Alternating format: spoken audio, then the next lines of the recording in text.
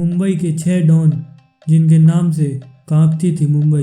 दोस्तों, आज हम बात करेंगे मुंबई अंडरवर्ल्ड के 6 सबसे खतरनाक डॉन्स के बारे में, जिनका नाम कभी दहशत के पन्नों में लिखा जाता था। और दोस्तों, वर्तमान की बात करें तो कुछ डॉन्स अपने किए की सजा जेल में भुगत रहे हैं और कुछ पुलिस एनकाउंटर्स के शिकार हो चुके हैं, लेकिन कुछ भगौड़े डॉन्स अभी भी खुले घूम रहे हैं, जिनको कई देशों की इंटेलिजेंस एजेंसीज भी आज तक नहीं पकड़ पाई।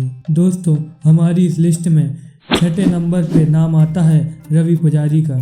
कर्नाटक के मैंगलोर में पैदा हुआ ये डॉन बेहद शातिर था। इसके सर मर्डर की कोशिश, फिरौती और तकरीबन 200 क्राइम्स के इल्जाम हैं। इसने अपनी शुरुआत छोटा राजन के साथ की थी, लेकिन 1993 के मुंबई ब्लास्ट के बाद जब छोटा राजन ने दाऊद इब्राहिम का साथ छोड़ा तो रवि पुजारी ने भी छोटा राजन का साथ छोड़ दिया और अपना अलग गैंग बना लिया और शुरू हो गया ब्लैकमेलिंग, अवैध वसूली जैसे काम करने में, और उसने बॉलीवुड स्टार्स तक से फिरौती मांगी। इससे संबंधित कई केसेस पर दर्ज हैं। ये वाकई में काफी खतरनाक डॉन था। Number 5, tiger Memon. जी हाँ दोस्तों, ये वही टाइगर मेमन है जिसने 1993 के बम्बई ब्लास्ट में अपना पार्ट अदा किया था। सीबीआई और इंटेलिजेंस एजेंसी इसे कई सालों से पूरी दुनिया में तलाश कर रही है, लेकिन इतनी मेहनत के बाद भी टाइगर मेमन की एक तस्वीर के अलावा और कुछ हाथ नहीं आया। और 2015 में इसके छोटे भाई याकूब मेमन को जब फांसी की सजा हुई तो इसने कसम खाते हुए इस केस की जांच कर रहे पुलिस अधिकारियों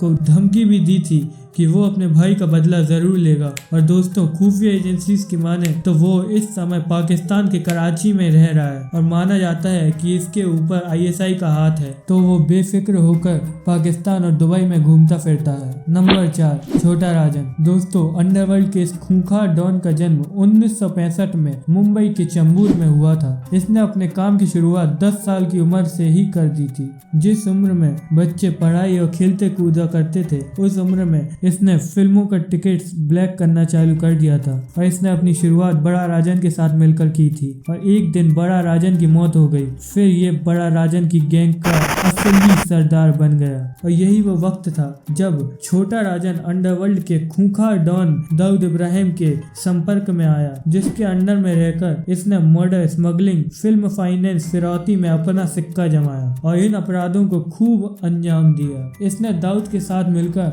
न सिर्फ हिंदुस्तान बल्कि पूरी दुनिया में गैर कानूनी काम किए, मगर 93 के बम धमाके के बाद ये दाऊद से अलग हो गया और अपने अपराधों को अंजाम देता रहा। ये उस समय का सबसे मोस्ट वांटेड डॉन हुआ करता था। नंबर 3, हाजी मस्तान। दोस्तों, अंडरवर्ल्ड की दुनिया में इसका सिक्का चलता था। यही वो डॉन है जिसके जीवन से प्रेरित अमिताभ बच्चन अभिनीत फिल्म दीवार बनी। तमिलनाडु में पैदा हुआ हाजी मस्तान का बचपन काफी गरीबी में गुजरा, मगर आगे चलकर ये अपराध की दुनिया में छा गया। इसने पूरे बम्बई पर बरसों राज किया। हैरत की बात तो यह है, इसने ना कभी किसी को गोली मारी और ना कभी मर्डर किया, लेकिन पूरे मुंबई पर इसकी दहशत थी। ये सब काम ये खुद नहीं करता था, बल्कि आदमियों से करवाता था। ये मात्र 8 साल की उम्र में मुंबई आ गया था और यहाँ आकर इसने साइकिल की दुकान खोली और कई साल यहीं काम किया। और इसके बाद हाजी मस्तान की जॉब बंदरगाह पर एक कुली के तौर पर हो गई और काम करते करते उसकी दोस्ती एक अरब से हुई। वो अरब एक तस्कर था जो पुलिस द्वारा बाद में गिरफ्तार कर लिया गया, मगर पकड़े जाने से पहले उसने एक संदूक पेटी हाजी मस्तान को दी थी और जब वो जेल से छूटा तो सीधा हाजी मस्तान के पास गया। हाजी मस्तान ने उसकी संदूक पेटी उसे लौटा दी। हाजी मस्तान ने ये पेटी कभी खोली ही नहीं थी। वो अरब हाजी मस्तान की इस ईमानदारी से काफी खुश हुआ, क्योंकि वो पेटी पूरी सोने से भरी थी। उसने खुश होकर हाजी मस्तान को बल्कि ना सिर्फ आधा पेटी सोना दिया, बल्कि अपने तस्कर के धंधे में भी पार्टनर बना लिया। नंबर 2, मान्या सुर्वे। दोस्तों, मान्या सुर्वे को एक एजुकेटेड हिंदू डॉन भी पुकारा जाता है। कहा जाता है कि अगर मान्या सुर्वे एनकाउंटर में मारा नहीं जाता तो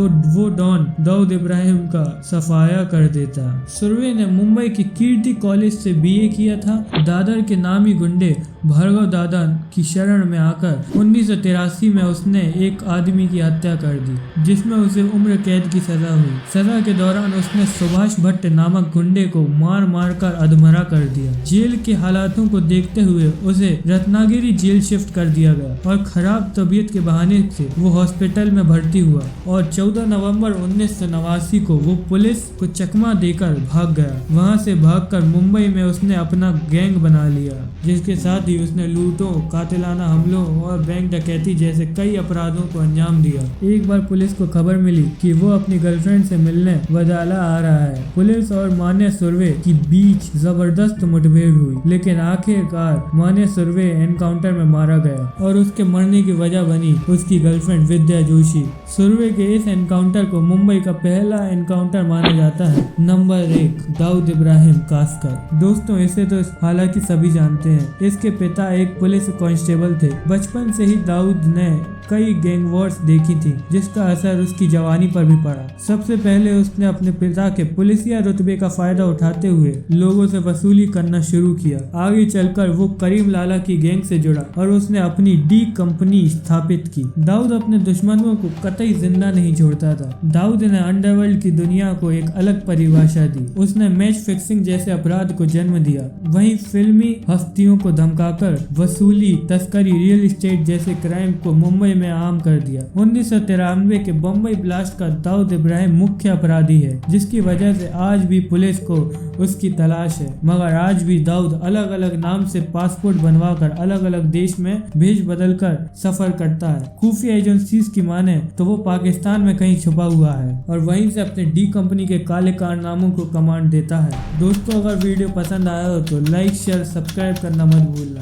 जय हिंद, वंदे मातरम।